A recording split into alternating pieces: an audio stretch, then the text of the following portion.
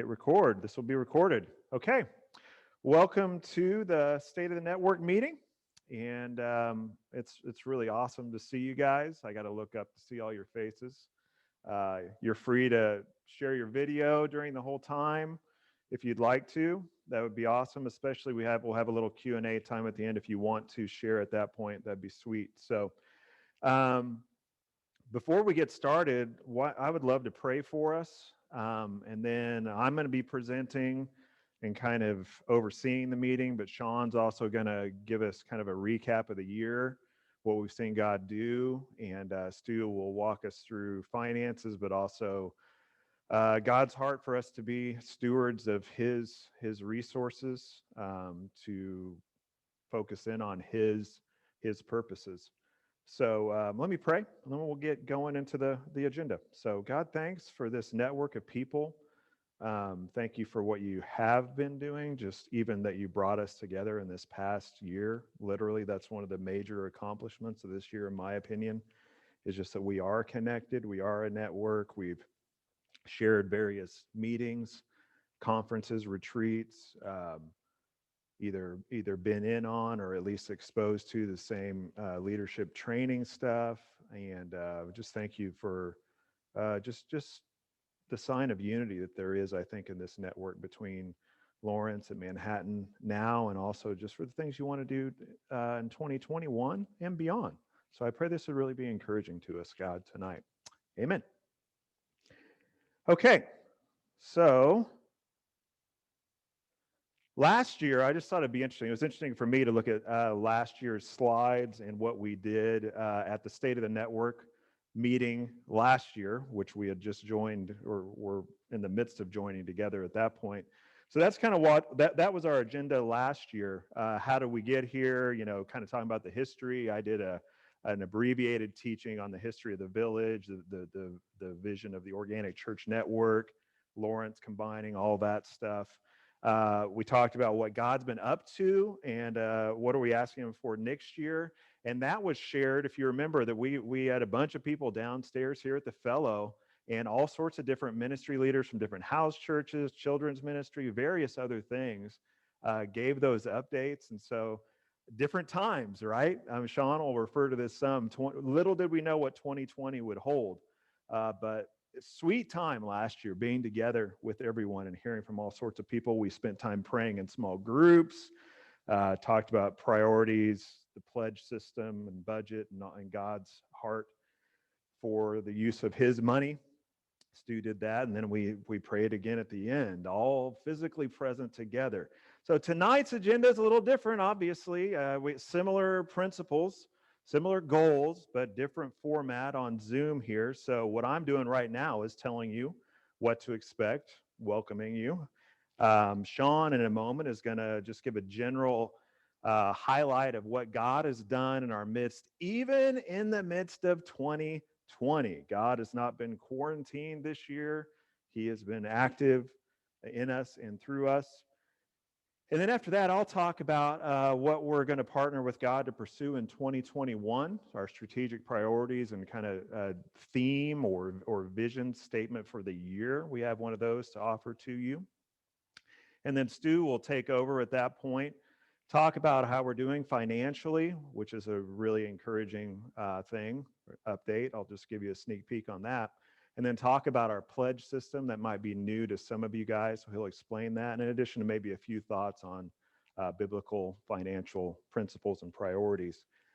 And then I'll end the meeting by talking about what do we do now, what's next in the strategic planning process. And I'll just hit some of that right now, just because repetition's the mother of all learning.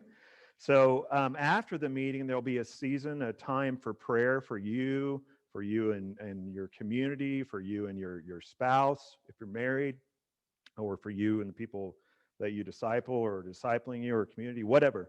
Just time to pray, reflect, discuss the things that we are going to discuss tonight, and specifically to consider how much God would want you to pledge to give for 2021. And those pledges will be due on December 1st, and Stu will talk through how to deliver those in his presentation.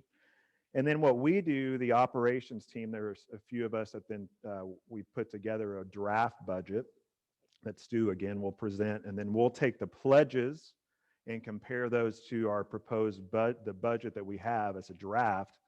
Basically, see if we can do all the things that we want to do. Last year, we had the incredible benefit and the blessing, honestly, of being able to do more than we planned to do. So we were able to add in giving to international missions and extend our giving to local ministries of mercy, benevolence ministries, outreach to the poor in Lawrence and Manhattan, etc. So that's what we do after we get the pledges. That's why the pledges are so important. We want to be wise fiscally with money and not overspend. So, and then the final budget will be communicated, sent out to everyone, and it will go into effect on January 1st. I did not change that. January 1st of 2021 is what that should say. So, one other thing I want to point you to is on Sunday, November 29th. There's not going to really be a teaching tonight. We want to try to keep this meeting because it is all on screen. We don't want it to be too long. So what I did is a kind of a remember again, why does the Village Organic Church Network exist? What are the biblical principles? What are the charges from God? What are our strategies to accomplish our purpose and vision? And on Sunday morning at 10:30 on November 29th, that will become available. It's already been recorded.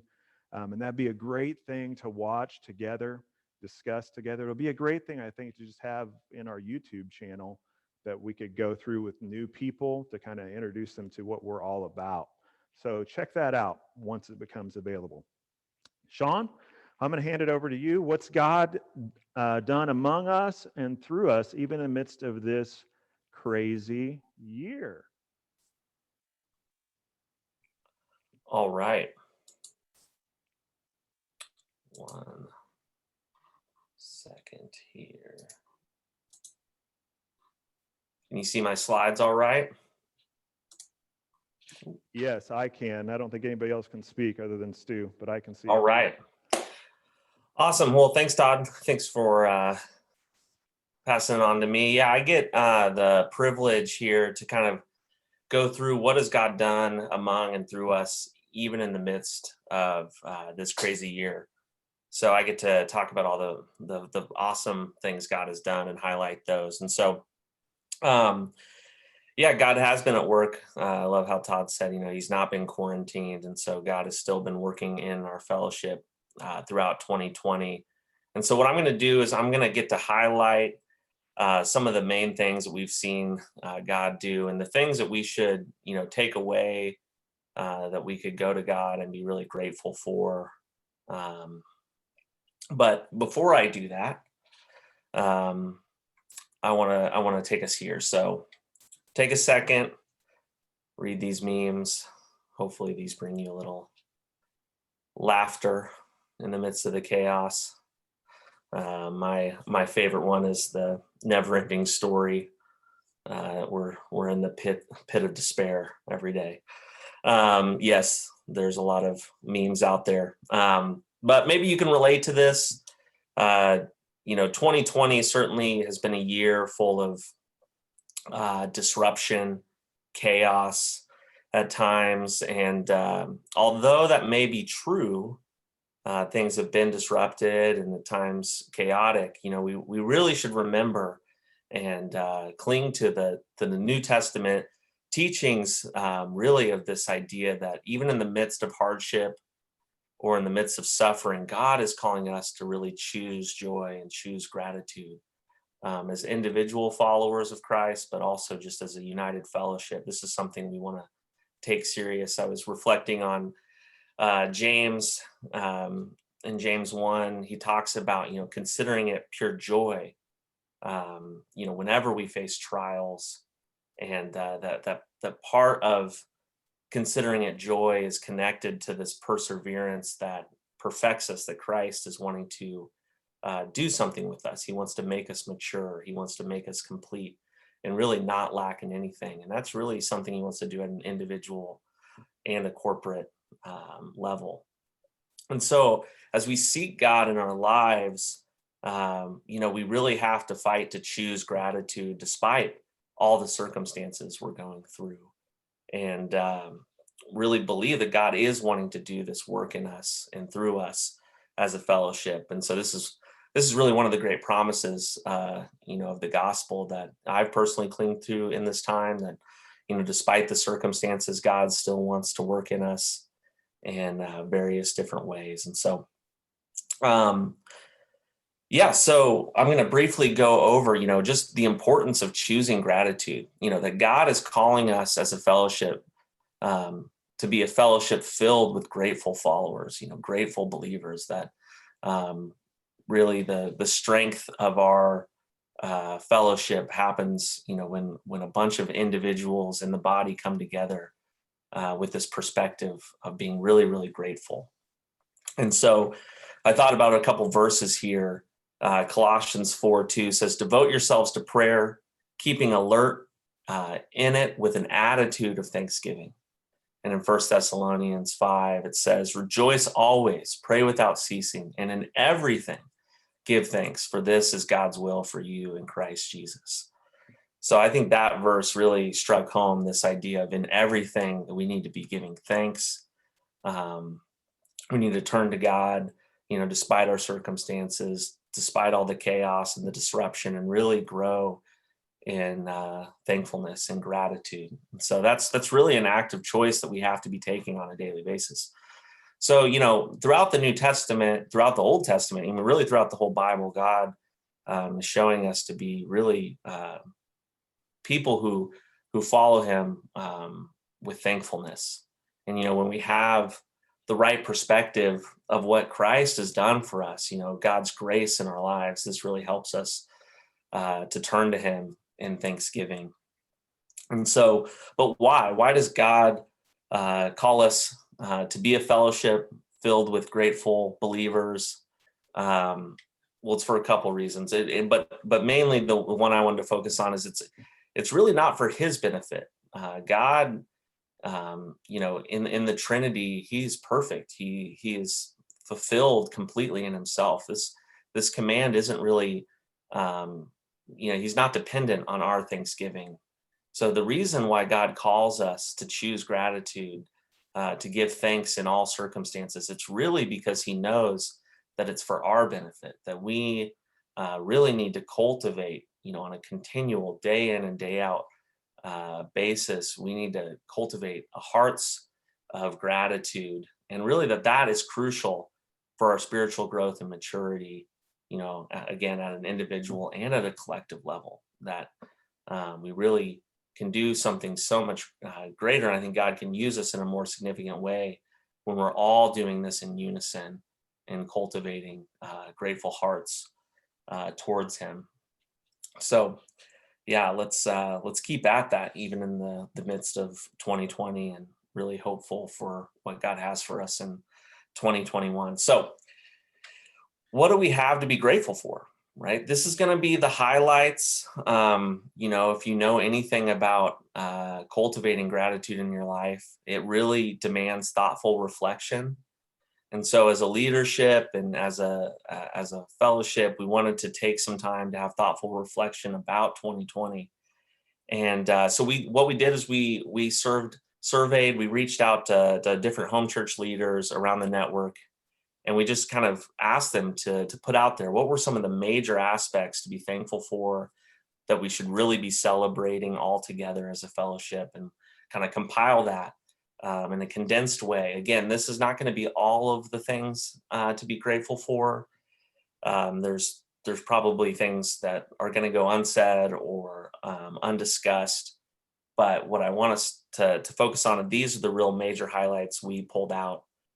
But yeah, the reality is we can never give too much praise to God. And so if there are things that, you think should be here or missing, share those. And I invite you to share them with me personally. And I'd love to, assimilate those so that we can put them out to the community, and would love to share with the network, all the things to be grateful for. But I'm going to give the highlights here. So First, Todd alluded to this in his prayer that, that one of the major things that we have to be grateful for is that we're building a network, and we've taken major strides in this area over the past year. We've built infrastructure, organizational infrastructure, the network, leadership, personnel. I know that one of the major highlights that every person we surveyed discussed was, the retreat, how important that being united all together in the same place and getting to have all that time together of fellowship, and to hear Gary DeLashman teach and how building that was. And so I think that's just evidence that this is something God's behind, that we didn't make a poor decision by joining together Manhattan and Lawrence, but really this building a network is really something that's been a blessing, hopefully, to everyone involved. And so I know that retreat is really stuck. Hopefully 2021, we can do it again. When, that's to be determined, but that really is something that we can hopefully do in the next year. But yeah, we've seen it growing in United Fellowship, a lot of cross-pollination amongst towns, and even people moving from place to place. And this relationship in a formal sense didn't exist a year ago, and so it now does, and I think we're better for it, and that's awesome. So yeah, we're building a network. That's definitely one thing that I think, as we reflect, to be really grateful for. This didn't exist, and now it does, and I'm excited to see what God does as we continue to build even a greater network together. Second, Stu's going to highlight more of this, but this really is an area that we can be extremely grateful for. In the midst of economic crisis, in the midst of a lot of fluctuation in people's livelihoods and impacts in multiple different ways, we've seen real faithfulness in this area amongst our fellowship, and that is just something that we can really give thanks to God, and for the faithfulness of the body coming together and really giving faithfully in this time. Stu's going to speak more to that, but also not only just giving financially, but also we have seen a continual sacrifice of giving of people's time and effort, even in the midst of the chaos of 2020. And so it's not just financial, but we've seen, and we're really grateful for the continual sacrificing that people are giving of themselves throughout the network. Third, we've seen one thing we have to be grateful for is this flexibility and perseverance. And so this probably speaks for itself, but obviously in the midst of disruption, flexibility is necessary. And we've seen people really be flexible to really try and hold to the values amidst all the unknowns. And so we're really grateful for everyone hanging in there, that perseverance. Navigating ministry in the midst of the pandemic is something that is really new to everyone. And we've seen faithfulness and devotion in that area, amidst Zoom, amidst virtual teachings, amidst masked meetings and social distancing, and et cetera, right? There's probably a longer list of reasons of why it's necessitated flexibility, but we've seen people rally together and really try and hold to the ethos that we're cultivating, even in the midst of this time. That's, it's not ideal. And then the fourth and the last one is we've seen to be grateful for next generation development. We've seen everything from leadership development. We had LTC classes taught by Todd in both locations in person. As also, we've had some flexibility where we went virtual for some time and have experimented with some different ways to do that. But what we've seen is we had in our last class, we had 35 plus people in our fellowship, which is a good percentage of our fellowship, devoted to taking classes and pursuing, further equipping in what it means to know and follow God. That's really awesome. Another major highlight point in is youth and children's ministry. I mean, this is a big shout out to Becca Frampton, the continual work that she's volunteered in this area has been really significant. Again, flexibility in the midst of the pandemic, but really not just putting it aside, but really, digging in and trying to grow the next generation in our fellowship. I asked her to kind of fill me in as far as what would be some good highlights to hit, at least as far as children's ministry goes. And I thought she had some really good things to say here. So this is from her. She said the number one thing that she was excited about, and this may not be a numbered list, but was growth. That in the past year we've added 8 babies into the network, so we are growing in numbers, which is awesome, and awesome to include just more children into the family here. And then we've also seen a growth in some of the Sunday morning children. They've added some numbers there, as well as a 7th grade boys Bible study in Manhattan has started, and has 3 boys, 2 of them not connected to the network directly, but we're seeing some fruit there. And shout out to Jeff Storms and Travis helping lead that Bible study as well. She's also seen enthusiasm grow.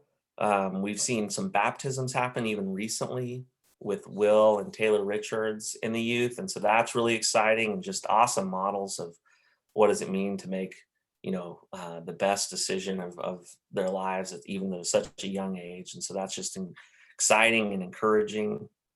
And she's also seen deeper learning and relationships that she talked about how she really finds that the children in the children's ministry are really have affinity and love for one another, that they're excited to be together, and that they're really excited to help one another grow. And so that's awesome. That's awesome that we have growing children's ministry, that we growing not only in breadth but also in depth. And she was excited to share more than I could say here. So if you want to talk to her more about that, I'm sure she would talk your ear off about that. But that big shout out to her for persevering through this time, and really, even throughout the pandemic, still working solutions to get with the kids and serve them and love them, and continue to teach them about God's love for them.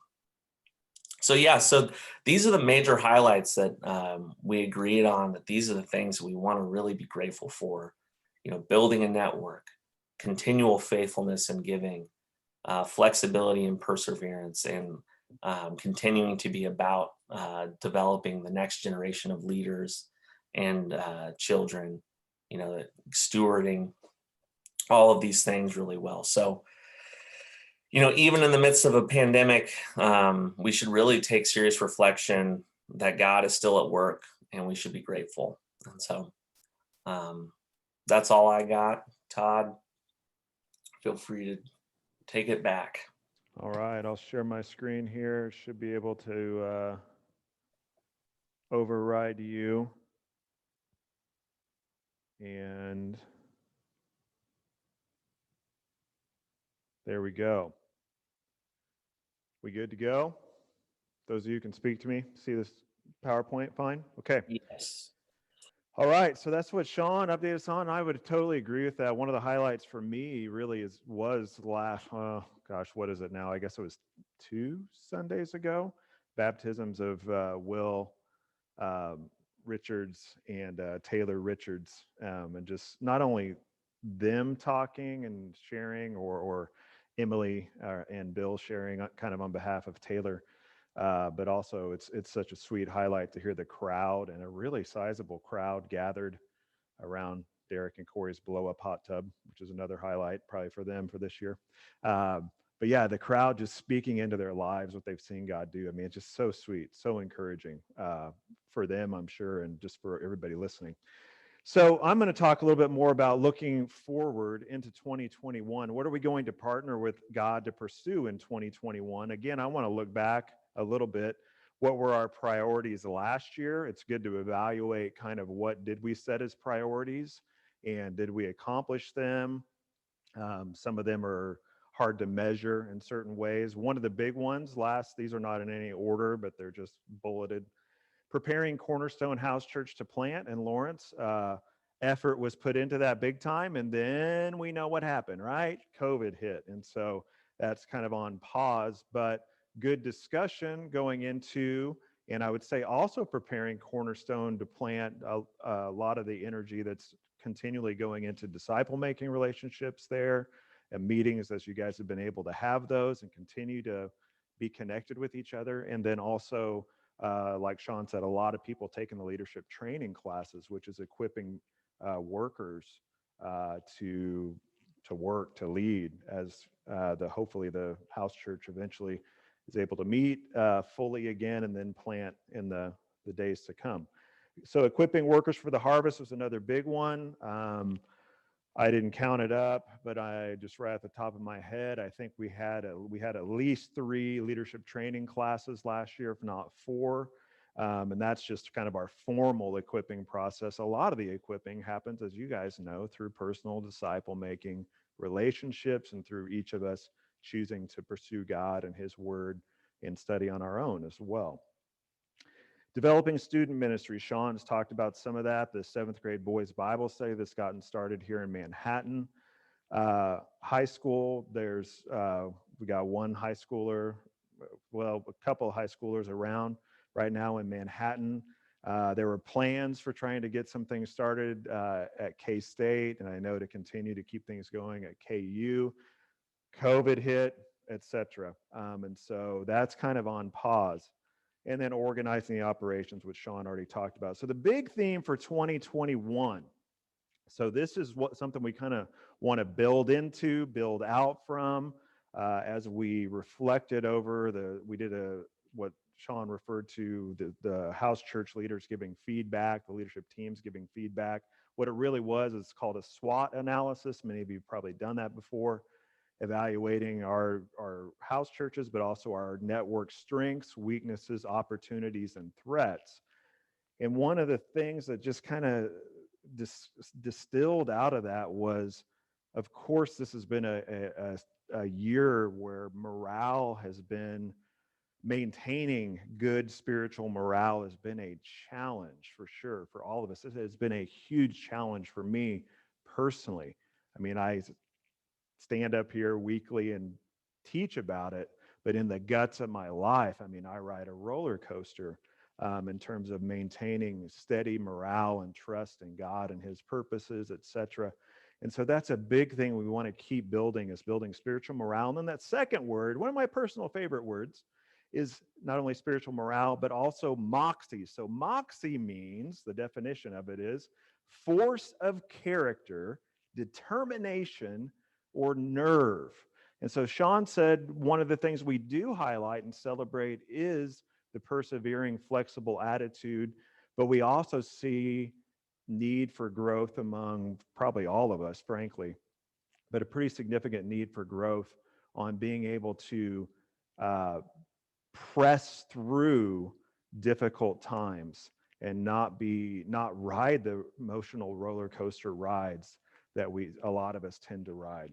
So building off of that, connected to that big theme, our strategic priorities for 2021 is, firstly, I mean, I would even say this would be the first one because everything else flows out of this one: personal growth and hunger for God and God's Word. I know in Veritas House Church, a big prayer we prayed almost every single week at our prayer meetings, just for zeal for God, for us, and for people we were reaching out to, but for us, just zeal for Him. And to really develop that zeal and to feed the hunger. You know how it is, like you show up, you're not really hungry, somebody else is eating, and then maybe you take a bite, and then all of a sudden it's like, I'm getting more and more hungry every bite I take. I didn't know I was hungry, but I actually am hungry. As we start to feed ourselves on God's Word more and more consistently, we will develop more hunger, more stability, with him. And so that is one thing that a lot of people I just talked to personally in my own weekly meetings and different things, and other leaders reported this as well, is that a lot of us made the discovery, because some of the meetings we rely on week in and week out, Tuesday night cell, Thursday night house church, Sunday CT, maybe an LTC on top of that, that those are all great meetings of great value, and there's reasons we do it, and we do need those meetings and rely on one another. And there's personal discipleship meetings sprinkled in there as well. But one thing person after person told me was they're noticing that they're in the 2020 COVID era, they noticed they're maybe too reliant on the meetings to make them stable with God. And so whenever the meetings maybe aren't as frequent, they notice their spiritual morale, their moxie, their determination and nerve going down. And that's in large part because I think we need to grow collectively in hunger for and consistency, getting to know and feeding off of God and his word on a personal, day-to-day level. There's been a lot of teachings about that, but it continues to be a need. Another strategic priority for 2021 is to clarify and communicate our 5 and 10-year plans. So again, who knows? No one would have known what would happen in 2020. So we don't know the future, but one of the things that is motivating for a network, or the leadership and everything, is to be able to think off into the future with God, hopefully, driven by his priorities. Where do we want to be as a network in 5 years, in 10 years? Now, we don't have those plans right now. I mean, we have general, very vague ideas, but we're going to be doing some work on that. Sean and I will be, but other leaders will be as well. And we welcome other people's input into that as well. That's part of why you're here, why you're part of this meeting, why you're part of this fellowship and network. Continued leadership encouragement and continued development of leaders and workers. This will always probably be on the list. The harvest is plentiful, but the workers are few, Jesus says. And so pray that the Lord of the harvest would send up and raise up more workers for the harvest fields. This is always going to be a need to develop more leaders. And so we've got some things in store, some ideas, COVID permitting or whatever. We might have to change the format, but trying to get leadership together. If we can't have big retreats, if we're able to have smaller things, smaller meetings, even if they have to be online, but just to intentionally encourage leaders. And of course, we're going to continue to offer leadership training classes, LTC. Still trying to determine when the next one's going to be. It'll be after the new year, and that'll be communicated to you in advance so you can plan for it and prepare for it. So that'll still be coming. And again, another thing that just continues to need work, and it's still a high priority for us, because God has a great heart for the next generation. The future of the church is the next generation. And because God has sovereignly seen to it that all of us live in college towns.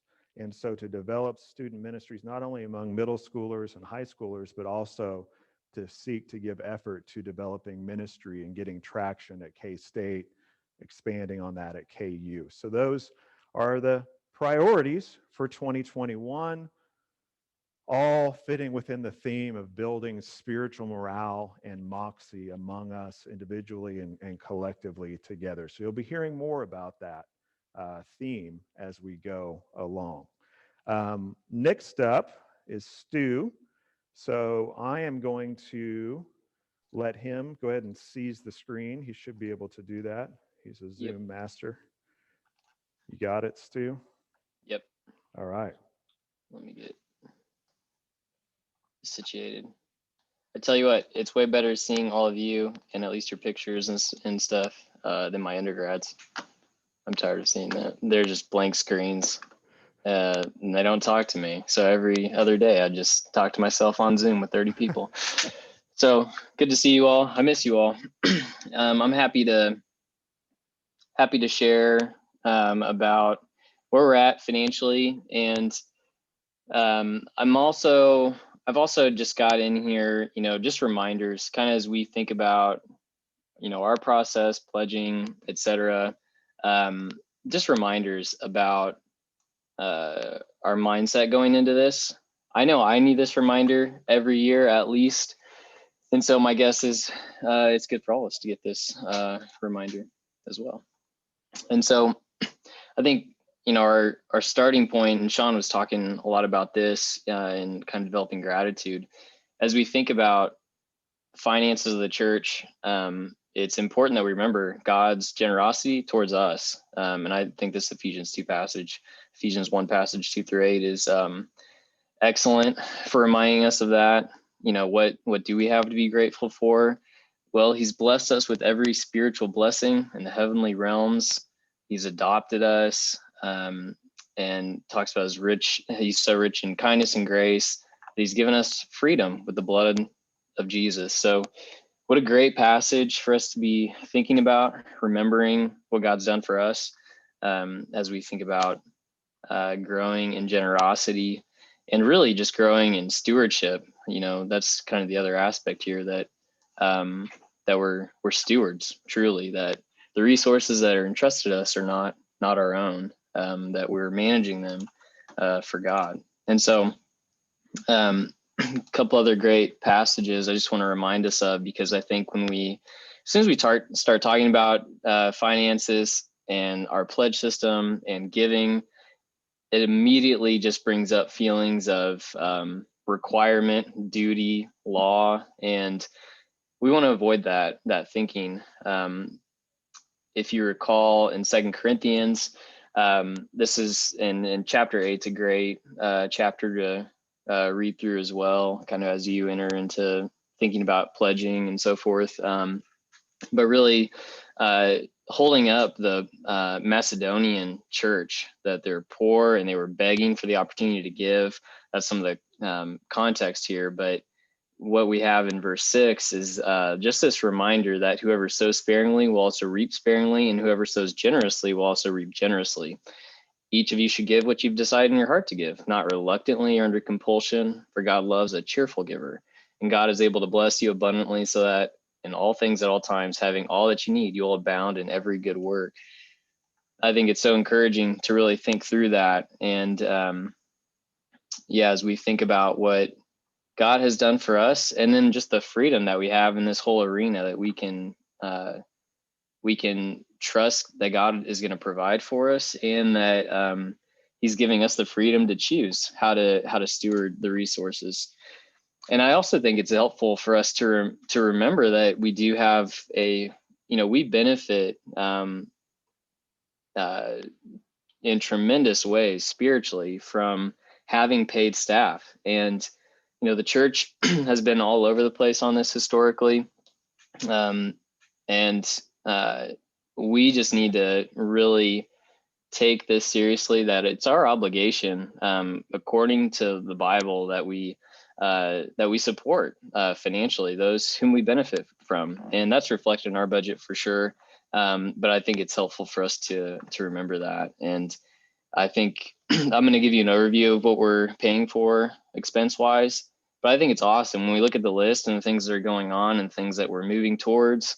We would not be doing these things. We would not have a lot of this going on if it weren't for your generosity, people's generosity in supporting the ministry that we have here. So it's very exciting. I think a lot of us know this, but financial management is talked about a ton in the Bible. And I think part of the reason for that is that it has such a bearing on our spiritual vitality. And I think just because of our culture, we really have to remind ourselves of this a lot, and it's the warnings there in Revelations 3, this is what was going on in the church at Laodicea. Basically their material wealth, their affluence really masked their need for God.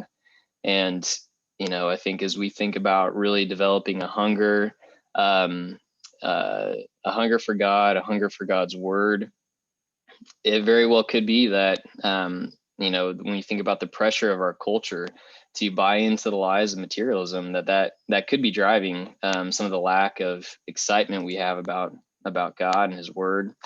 Paul also tells us in the letter of 1 Timothy, the love of money is the root of all sorts of evil, that this really has a significant bearing on our spiritual vitality, the way that we spend money and manage our resources. We're also told that the ministry opportunities that you have is a direct result of how you manage. So are you being faithful of what's given? Because the question is, who will entrust true riches to you if you haven't been faithful in managing the worldly wealth that God has entrusted to you? So it's a warning that if we fail to demonstrate faithfulness there, that basically the question is, why would God want to entrust real work of ministry to us? And it is a serious ministry in and of itself. That financial giving is a serious way that we serve other people, and it brings praise to God. And I think there's a lot of great examples of that going on in our network. And I love this C.S. Lewis quote, just the way that he says that prosperity knits a man to the world. So the more that we prosper in this world, we find our place in it, and really it's finding its place in us. It's this increasing reputation, widening circle of acquaintances, sense of importance, the growing pressure of absorbing an agreeable work, build up in him a sense of really being home on earth, which is just what we want. Remember, Screw Tape Letters is the demon writing to another demon about how to deceive people, and pointing out that prosperity is a great way to do that. So it's a huge danger area. We got to be aware. This is the air we breathe. And so I think we just need a reminder of this. I need it more than once a year for sure. My guess is a lot of us do. So that's kind of our framework. That's what I wanted to remind us of heading into more of the nuts and bolts of where we're at. So we have good news. This is as of the end of the third quarter, September 30th. So we're 3/4 of the way through the year. We should be about 75% along. We received about 80% of the pledged amount. So we're a little ahead of schedule here. And I think that's especially good news, just knowing that I know a lot of people have been affected by COVID. From an employment perspective, that has happened for sure for people. And we have had people that pledged at the beginning of the year that have transitioned out of cell groups, that aren't with the church anymore for a variety of reasons. And so despite, I guess, those headwinds, we're still ahead of schedule, which is good. And as I kind of looked into the details, we really have some offsetting of some pledges weren't coming through. People have left the church, etc. Other people had to pull back, but other people that didn't pledge were giving. And so a lot of those things have balanced out. My guess is that we'll probably end pretty close to 100% of pledge, maybe a little over. I think we're going to be close to that. There could be some surplus at the end of the year, which would be great. I think we'd love to have extra resources to be creative with and think about where we can make an impact. And part of, I think, historically, as we've been doing budgeting, I think we tend to be conservative, and so we budget higher, and we often don't overspend areas. So as of September 30th, we've spent about 62% of what was budgeted. So from a cash flow perspective, we're in pretty good shape. And Todd mentioned it earlier, but last year, if you remember the process here, we kind of propose a budget and then we make adjustments. Last year, pledges were a little bit higher than expected. And so we were able to add some international ministries, benevolence fund, and do some other things that was really pretty exciting. So that's a general overview. And I'm going to just give you here a few of the big changes. Most everything in the budget, we had our budget meeting, and the nice thing about being in year 2 is that it was a lot of just little tweaks. It wasn't a revamping of everything. And so most things are pretty small changes, modifications. Our total expenses, what we're planning on spending, actually went down a little bit. Part of that is due to not as much mileage reimbursement between Lawrence and Manhattan for travel back and forth for Todd or Sean. One thing that we are increasing would be Sean's part-time rate. So Sean's part-time with the village. But I think our hope is that we would be moving towards a full-time role there, where we love, and as Sean is getting into this role, we're seeing his role expand as really a associate director of the network. He spends a lot of time really thinking about, the network and the development of the network. And so we'd love to get that to a more livable wage rate. And so that's one increase that we're doing. We're also breaking out the budget a little bit, more detail in terms of student, youth ministry. We just kind of had this one category ministry expenses that included adult and children's and everything. So we're starting to break that out a little bit. It's a pretty minor change. But then we're also proposing an increase in the benevolence fund allocation. And one thing I'm really excited about, so the original allocation, we were just getting started with this. We said $100 a month. We're going to put that aside, and we'll say we can, if needs come up, we could fund that. We haven't really had a process for, if somebody is in need, what does that process look like? How do they actually get the money? Who decides that, et cetera? And so this year, one thing I'm really excited about is that we are trying to establish a team that's going to oversee this process. And it's not just making decisions about this person gets money, this person doesn't. The idea is that it would be paired with really personalized relationship building, financial counseling, that there could be a short curriculum to go through, but that we could really help people a little more holistically other than just giving money for needs. So it'd be paired together.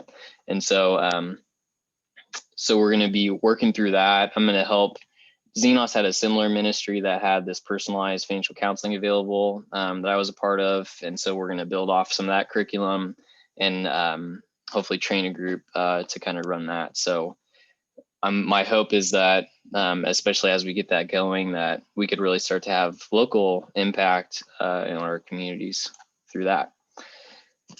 So that's kind of top. I just took the amount pledged from last year, and then those are expenses.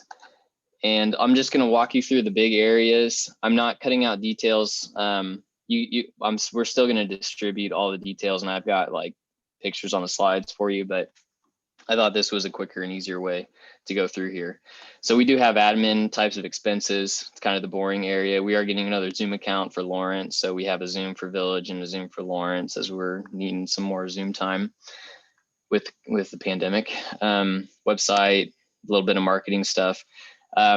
Staff expenses, certainly, like most organizations, that makes up the bulk of our expenses, and it's well worth it. Many organizations, the staff would make up the vast majority of a budget. And I think especially biblically, there's great reason for that to be the case. As a church, we want to be generous to the people that work for us. And we want to grow in that area, and it's well worth their time, and we benefit tremendously from it. So, but it is a number that we pay attention to in terms of percentage of the overall budget. A number of reasons for that. Part of it is that we want to make sure it's sustainable. So we don't want to grow the staff expense too fast. So it's a number we pay attention to in terms of percent. So I put that on there. Equipping expenses would include mileage reimbursement if like Todd's teaching in person, study resources, conferences, retreats. And then the main expense in adult ministry, the bulk of this would be facility rental, CT space for here in Manhattan. We're fortunate that we didn't have to pay facility rental in Lawrence. And then you guys have McLean's available, which is awesome, but it's not costing anything. So that saves some money in the budget as well.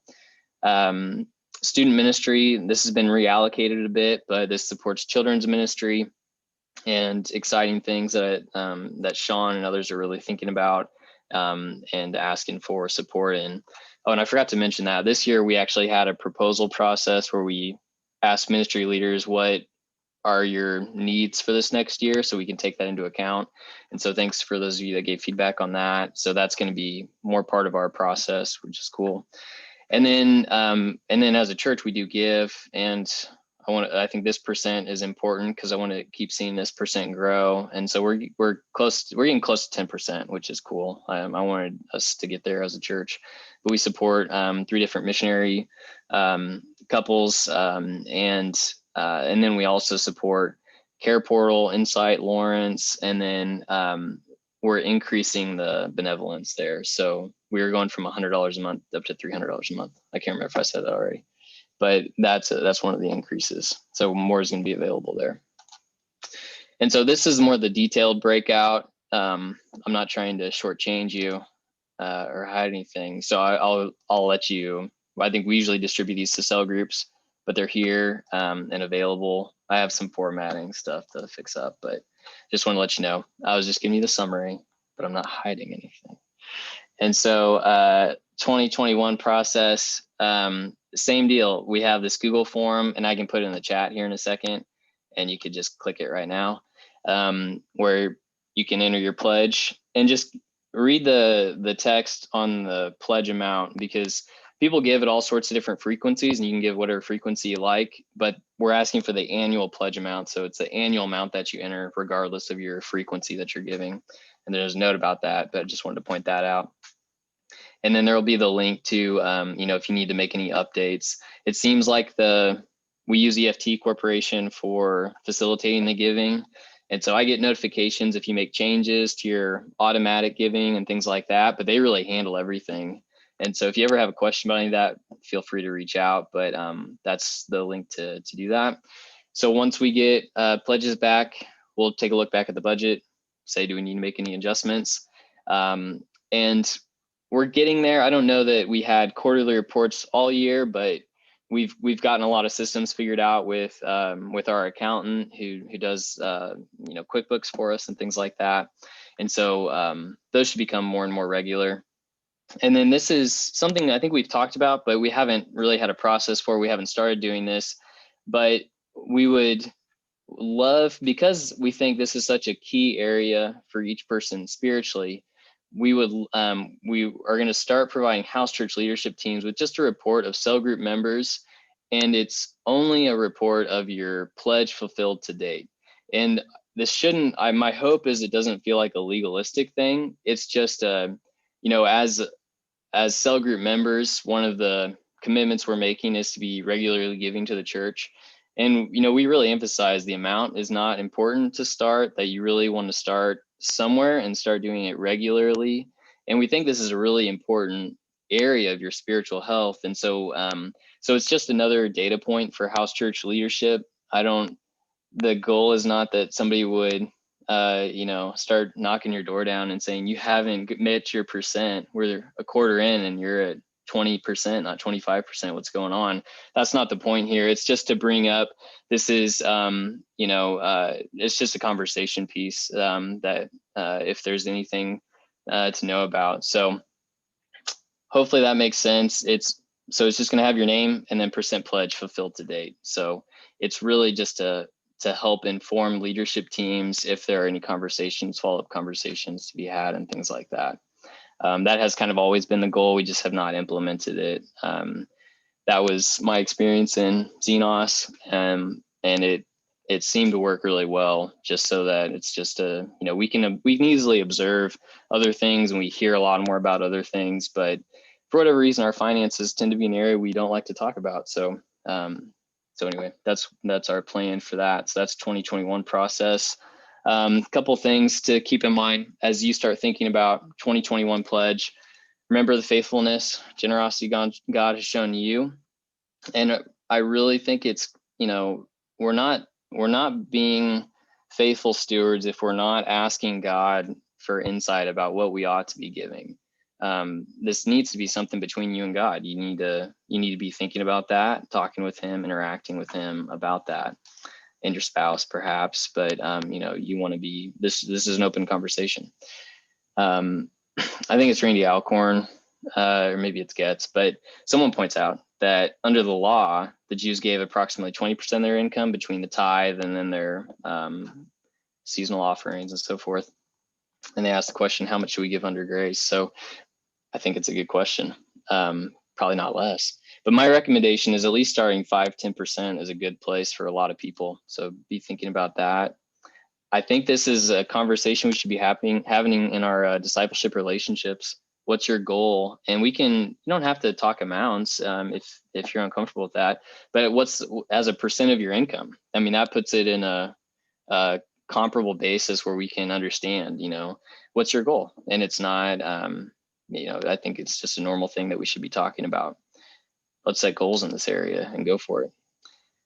Bill Richards and I have been studying Money, Possessions, and Eternity, and it had been a while since I read this book. It's a killer book.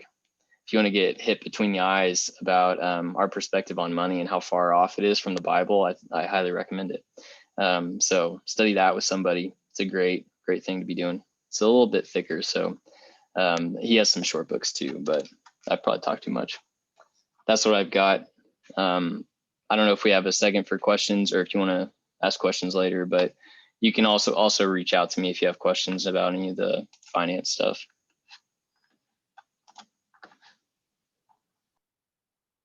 Yeah, so there'll be time for some general questions at the very end, but if anybody's got a burning question right now for Stu, go for it while I get my thing set up.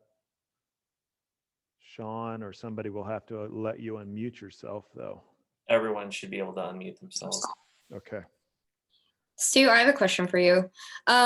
When you said that we are giving more and more to benevolence, is that just like the meaning of the word, or is that a thing called benevolence? Whoops. Stu, you're muted. My bad. That is our internal fund to help community needs that come up. So we're just allocating money. It's not physically separated, although we're talking about maybe physically separating it. But this is the allocated amount that if you know somebody that has a need, that you could come to the church and say, this need's going on, or you have a need personally, you can come and say, I need this surgery or whatever, and this is the cost, and we'll see about helping out. Thank you. Yeah, I didn't know if it was a corporation called Benevolence. Right. I'm glad you asked. Thanks. Yep. Yeah, and we'll still, just to add on to that, we'll still do a lot of the organic way in which we give to things and people's needs within the house churches or whatever. So there'll be a combination. There's even if we are able to bump it to $300 a month, $3,600 for the year, I mean, that'll go fairly quick. And so there'll be a combination of caring for each other's circle of friends and outreach circles, things like that. But it's cool that we have, in addition to all of us appealing to each other, we also are making progress building a fund within the church. And then also managing. And one of the things I'm most excited about is what Stu said about developing a team that will holistically kind of tackle this thing instead of when I worked at New Hope, for a decade or so. I mean, it felt like every day, multiple calls. It was probably just a few calls a week, but it would be, people needing money, and probably most of the time legit needed money. But it was always so hard to know how to decide, well, who do we give money to? Who do we not? And it was just me and the administrator basically looking at each other across the office like, what do you think? And we'd flip a coin, what? But the longing to provide, not only have a process, but to also be able to help people more holistically in the current moment, but not just give them a fish, but teach them how to fish kind of thing, and how to manage money more wisely or deal with whatever issues are going on in their lives that might have got them into a bad situation. So anyway, just to reinforce what Stu already said. So any other questions? This is a good spot. There's another spot for questions, but I don't have a bunch left to say. Anybody? Okay. So yeah, this is all I'm really doing now is just reminding you, for the most part, of things that have already been said. So as Stu said, after the meeting, take time to pray. Don't just make a mere, look at your finances, look at your income, look at your budget if you have one. If you don't, get some help maybe making a budget, etc. pray about it personally, pray about it with other people you meet with, your spouse or whatever. Involve God in it. And then the pledges again are due via that form that Stu just sent out by December 1st to help us then make adjustments. So we'll make revisions according to the pledged amounts. And then the final budget, again, I didn't correct it on either one of those slides, will go into effect on January 1st, 2021. So, and again, one more reminder, good teaching, I hope it's good, I did it anyway, on why does the Village Organic Church Network exist. I think it's a timely thing always to go, like it's timely always to go back and remember God's stewardship principles, like Stu mentioned. We need that constantly in consumeristic, materialistic America, but we also really need constantly to be reminded of vision, like what's our life to be about? Why does our church network exist? And so hopefully you can tune in either at 10:30 when it goes live on YouTube on November 29th, or at least watch it later together with some others. So like I told you, I didn't have much else to say. So are there any other closing questions or comments? Anybody? I think you should be able to unmute yourself if you have any. And if you don't, one thing we strongly encourage is obviously pondering all these things. And then if you have concerns or questions, don't go dark with those. Don't just kind of let those, fester in the darkness or whatever.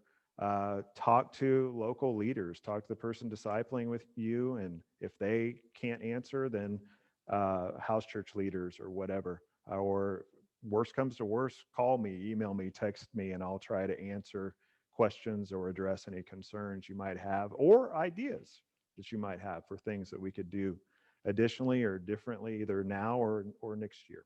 So sounds like we don't really have any closing comments or questions. So let's pray together. Let me pray for us, and then we'll just wrap up the meeting. And this will be recorded.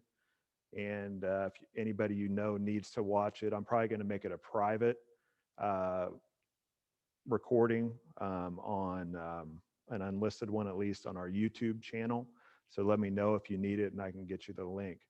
By the way, a great time to plug: subscribe to our YouTube channel, and then you get alerts for when new teachings are coming up or have been posted, etc. Plus, we can get some other benefits that come from the number of subscribers we have. So, God, thank you for this time, and everybody who is able to tune in and everybody who will listen to this later. I agree that it's just really great to see people. I know I loved just being in Lawrence a couple weekends ago and getting to see some people I hadn't seen for a while over there. Just really refreshed my soul, my heart. And so we want to thank you for what you're doing in our midst and have been doing in our midst. And we thank you that you're not done, God. You are not quarantined. And we do pray that you would build this spiritual, just rock solid spiritual morale and moxie in us individually and collectively as a network, as we do things like Sean charged us to do, choosing gratitude, as we do things like Stu talked about, as we celebrate your grace and your generosity to us, and then we give to others because you've given so greatly to us and because we get to be a part of what you're doing. So just continue to build that ethos, that mentality among all of us. Amen. All right, thank you guys. I'm going to go ahead and end it right now. And see you later. Bye.